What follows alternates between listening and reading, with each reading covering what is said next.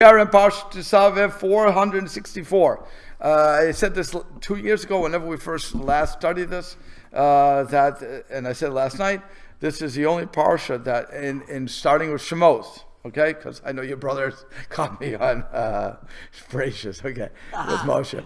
From the time that Moshe is named, starts to be named in Sefer Shemot, normally he's in every single parsha. This is the only parsha that his name is not mentioned, and of course the reason that the Baal Torah gives is nobody else. As I said 2 years ago, the Baal Torah brings down that because Moshe said, if I don't have the ability to wipe out the sins of these people, to cause you to forgive the people, then wipe me out from your book. And even though he does cause the kapara for the people, the atonement, still in all, a tzaddik says something, God listens, and it happens. Always watch out for what you're saying. That is number one. The other reason is really quite simple. You don't need the Baal Torah for this. If you remember, we're starting with Parshat Truma. Parshat Truma was talking, it says Moshe went up to God, actually in Mishpatim. God went up to speak to Moshe, sent to the mountain to speak with Moshe, to speak with Hashem. Moshe sent to speak with Hashem, or for Hashem to speak with Moshe, however you want to put that. And then he tells him about take the Truma, and so on and so forth. And you could say Parshat Tetzaveh is simply just a continuation of that. So Tetzaveh. That's why it's not going and Vayidaber Hashem emotionally more.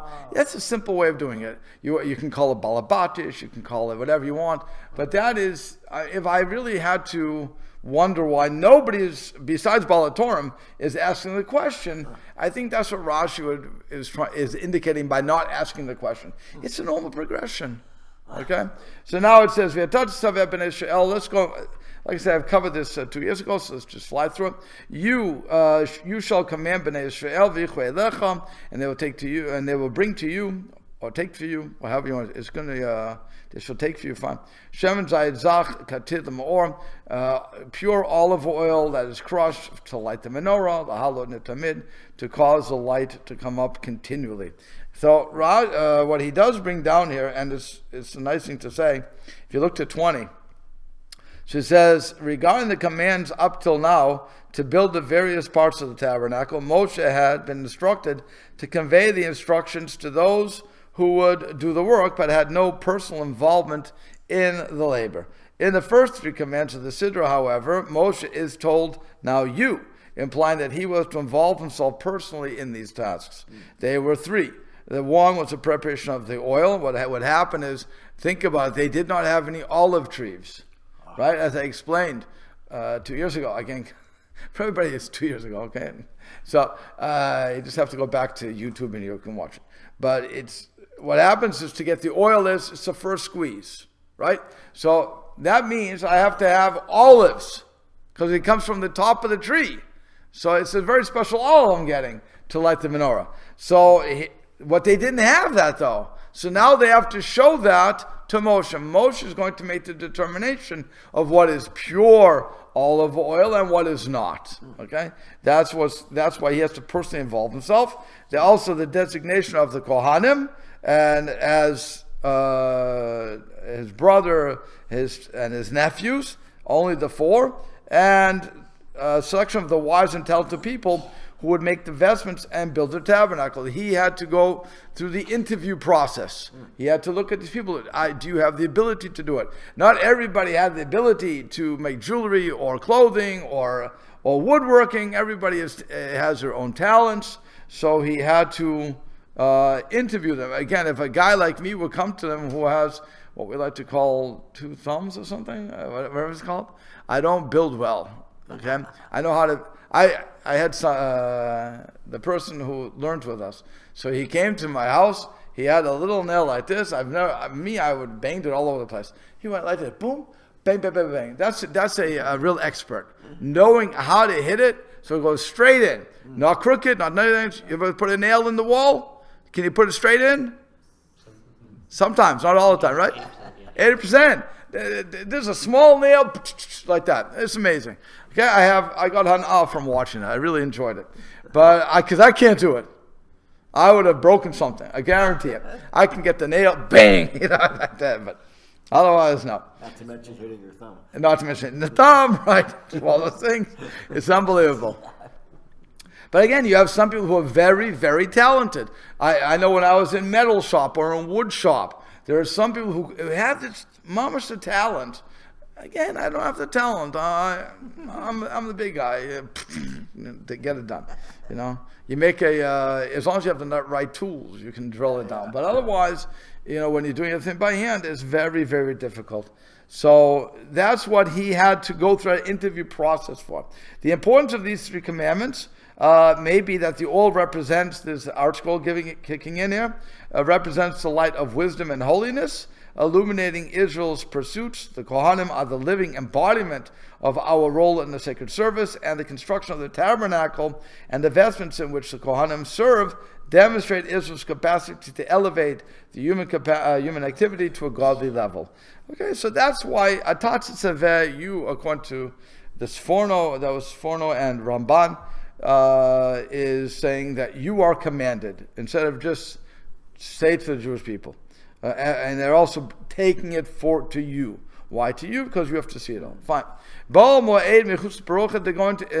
to light the menorah in the Moed, Ohel Moed, outside the Perochet, She'ala Edu, that is on the testimony, Yarocha to Aaron Uvanav, Mervaboka, so Aaron and his sons will set this up from evening to morning, Lifnei Hashem, Chukad Elam Dorotam, before Hashem. It's a statue forever, Me'ei B'nai Israel, of B'nai Israel. Let's just go further.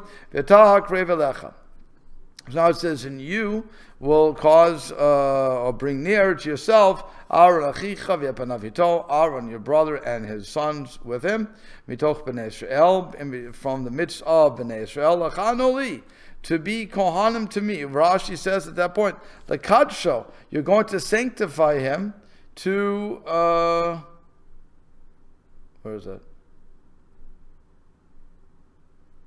Oh, I'm sorry, I didn't get there, okay. I thought I did get there. Investments for Aaron. Oh, so, no, yeah, I didn't get there yet, right. So, okay, so it says, you're going to bring them, Lachanoli, Aaron, Nadav, Yaviu, Elazar, V'Itamar, B'nai Aaron. You're going to bring, again, Aaron, Nadav, Yaviu, Elazar, V'Itamar, 5 people. The children of Aaron, V'Yasit, Big Kodesh, you will make for them clothes of holiness. For Aaron, your brother, the Chavor, the Tavaret, which would be for glory and for splendor. And he says here, if you look at number 2, on page 465. He says, the vestments were to honor the Kohanim, for these vestments were similar to the garb of royalty. You have it? Right, yeah. Okay.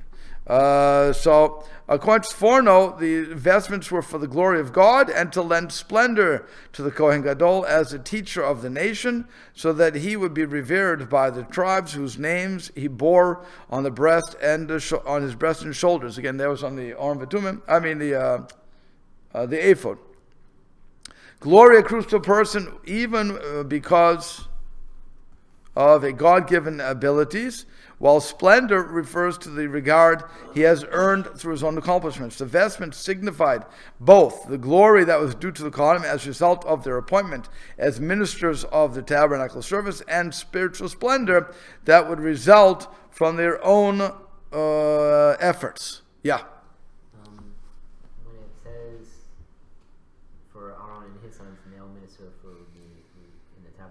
Yes. This is still before the golden calf. I mean, if you follow that, it's chronological, right? Even if it's not chronological. Right. I mean, like, the Jewish people lose their firstborn, the priestly firstborn thing. Oh no, that's going to be for Levium. Just Levium. That's going to be when it says it. When they lose the firstborn, the ability to do the firstborn, when they lose the firstborn, so they are replaced by Levium. Right. So Aaron and his sons would be Kohanim. They would be set aside for serving. The Levium were not yet set aside for that. So every firstborn was to be a Levium. A Levi. Well, they were going to be in the role of Levi.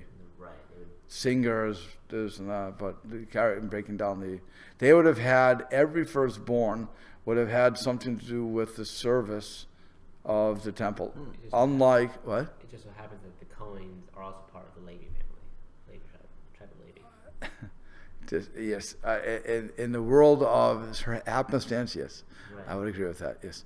But obviously in the world of God, Well, yeah. it's how it was all part of the divine plan. But so Aaron, Nadav, Avihu, Elazar, and Tamar, only because they're, by the way, who's not included, of course, is Pinchas. Right, Pinchas, while Pinchas was certainly born at this point, he wasn't included. He would have to earn his way into the high priesthood. But these five, when sanctified, when going through the inauguration process, so that they would be the Kohanim. Right. They would be, again, they were set aside for that service. Those five were set aside. And that would be forever. Right. Their children forever. Okay. So then, if they had messed up with the golden calf, any firstborn male of any tribe would serve as the Levi. Yes, yes. If not for the golden calf, so then the firstborns of every tribe would have had something to do with, again, with the on a shift, obviously, Right. with this 22,000 at that point. So they would have had actually 22,273, but they would have had something to do with it. And by the way, if they didn't mess up with the golden calf, one other thing that would not have happened is Korach's rebellion would have failed before it started. Because his rebellion was, I'm going to get your firstborn rights back. So he would have had to find another reason to have that discussion. Of course, he wouldn't have had that discussion because his cousin would not have been appointed deputy. So there's a whole bunch of things that would have happened if not for the golden calf. Yeah. So I mean, like he said, they would serve in place of what the Levium did in the future. Yes. I mean, the firstborn of every child. Say again? The firstborn son. Firstborn male. Yeah. Of any family of any tribe. Would have had The same thing as what Levium do today. correct. Or did today. At the time. Yes. So that means they would also do all the Truma and stuff. They have all that stuff too. Well, they get Or was that later added on? that was added later on as payment. Right. So That was payment for their land. for the Levium taking their role. They had to pay the Levium for taking their role. Oh, okay. Right. Also, the Levium didn't have a land portion. The Levium didn't have again. It's all because of. Right, no, So to say that they would not have had a land portion, I can't argue that. I would have had to go the other way. They could have very well had a land apportionment if not for the golden calf. Levi would have had a land portion. Possibly. So, but all the firstborn would have become landless. They would have. No, they would have had land, but they would have had to do service. Again, it would be on a Shift. And when they shift. Shift, they go back. It's reserve duty. You get reserve duty, but so they would get land because they were feeling against land. So I'm saying that a lot of things could have happened, but they didn't. So if you can pull it back to pre golden calf, it's very possible that the Levium would have had land. There's no reason not to have land at that point. Were they promised the land? When were the tribes promised their lot of land? After. Well, that was after the golden calf, right? So, but again, just logically, if the golden calf wouldn't have happened, so Levi would not have had a reason not to have land. By the way, if Levi would have had land, so who would not have had land?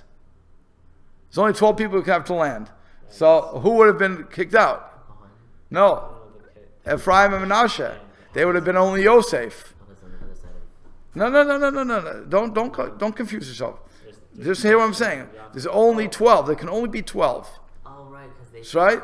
So Ephraim and Manasseh are split up because Levi is not part of that. But whenever Levi is part of that, Ephraim and Manasseh combine to be Yosef, right?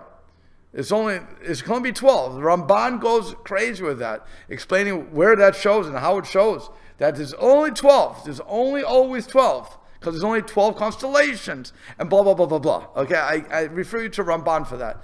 It's a fascinating Ramban. But he says it's going to be 12. So again, logically, If not for the golden calf, then Levi would have had land. Because why shouldn't they have land at that point? They're not doing anything, right? But now once you say you have to serve, and now you're going to be and now I have a tribe who's going to inhabit the 48 cities of refuge because you're going to teach, okay, so now I have a place. But you couldn't put that you couldn't force the firstborns to live there because they have to work the land. So what would have happened with cities of refuge? Who would have been there?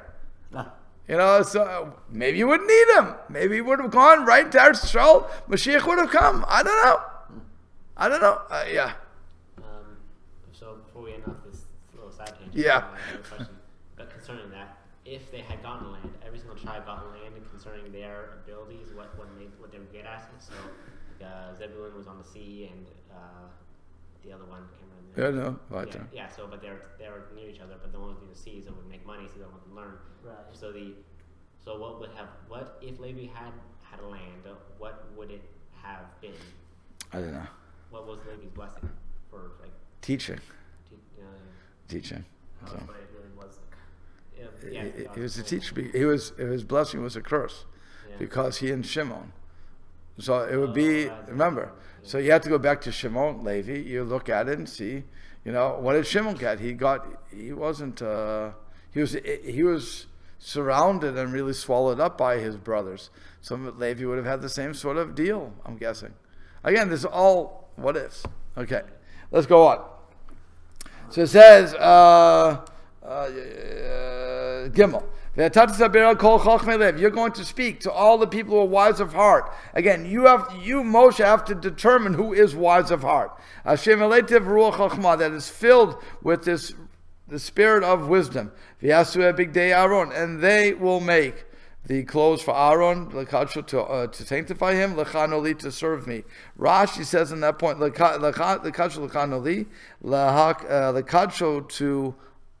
sanctify him, to bring him, to cause him to enter into the role of the kahuna through these clothes, that he would be a servant or a kohen to me. So what is the servant? What is the language of kahuna? Rashi says.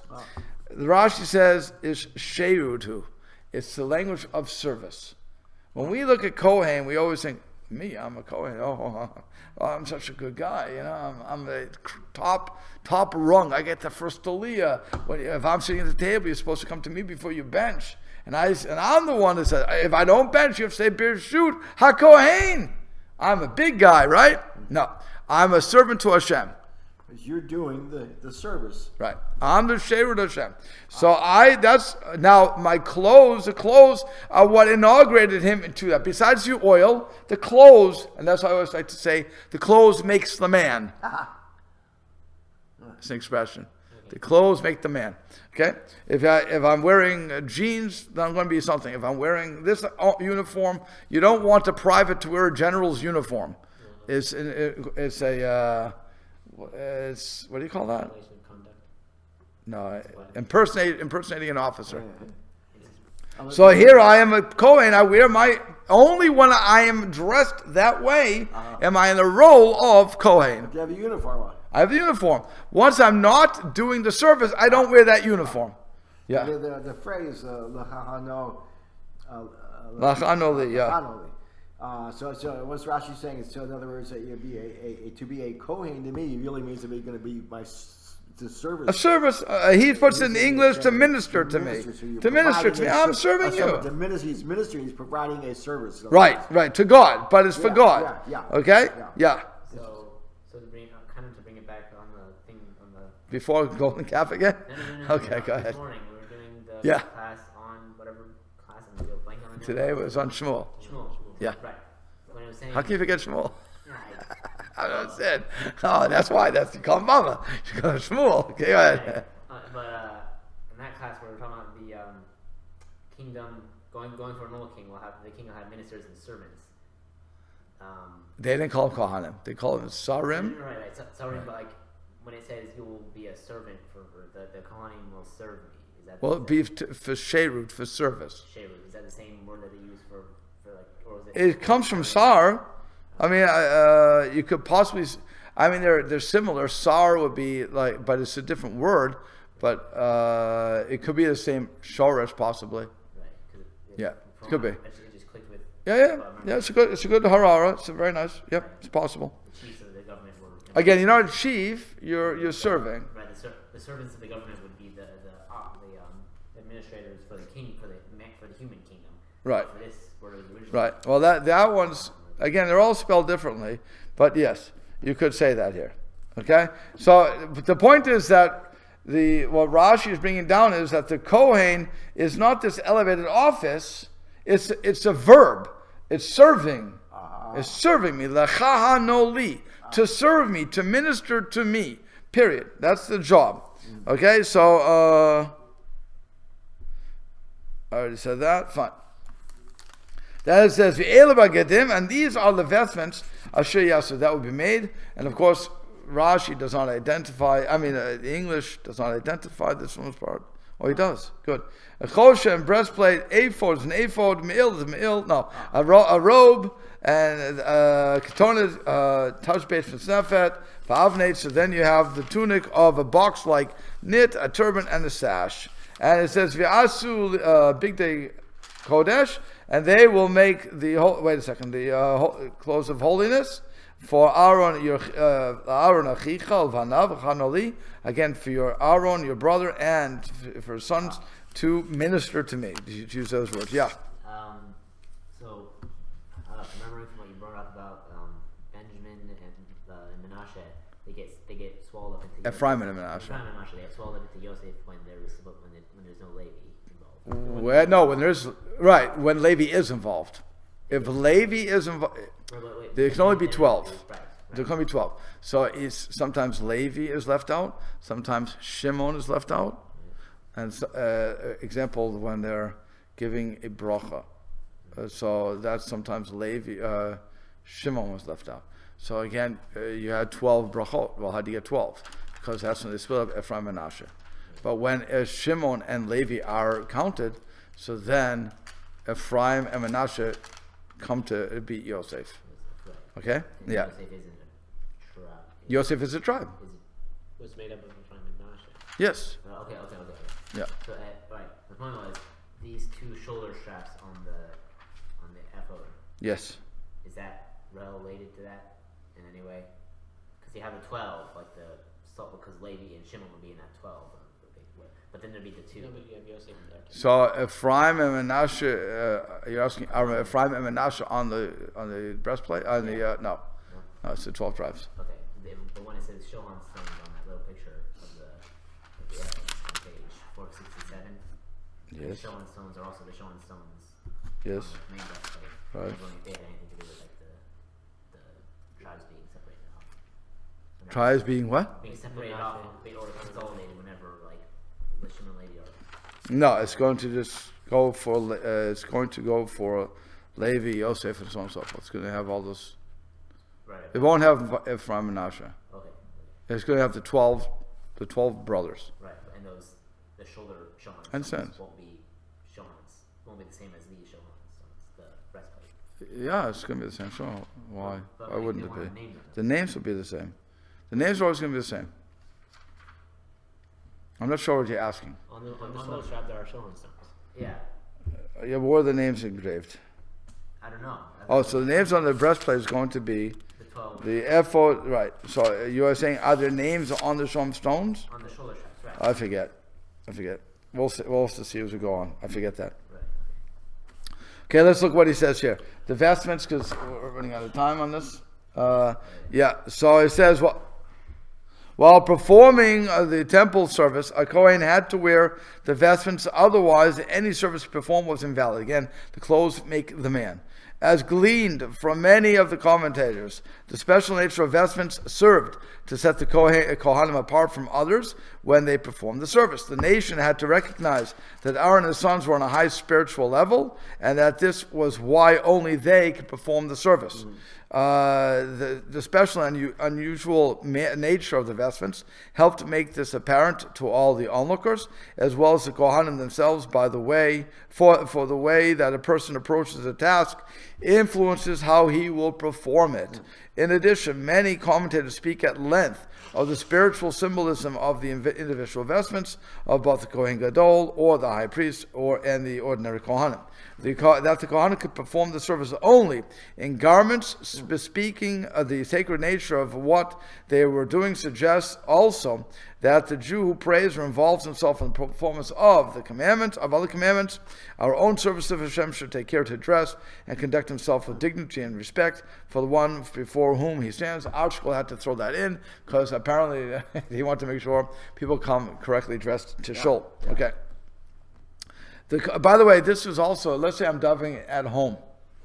Okay, this is a big thing. People like to daven at home. I don't know if I said this 2 years ago, but they like to use flip-flops when they're home, or daven in their shorts, or daven in their t-shirt, or whatever else, in their pajamas, whatever else that they decide to do. I'm not talking about a sick person. I'm talking about a person who's just at home, is vacation, and they don't even come. They're here because they're on vacation, whatever the case is going to be.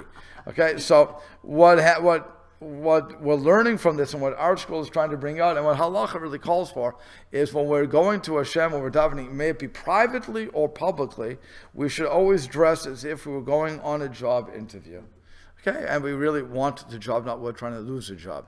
And therefore, we should look presentable, which means you don't just wear your socks, but you put on a nice pair of shoes, you put on a nice pair of pants. If you're a man, you put a nice pair of pants and a nice shirt. I'm not saying you have to wear a tie, but you should dress properly.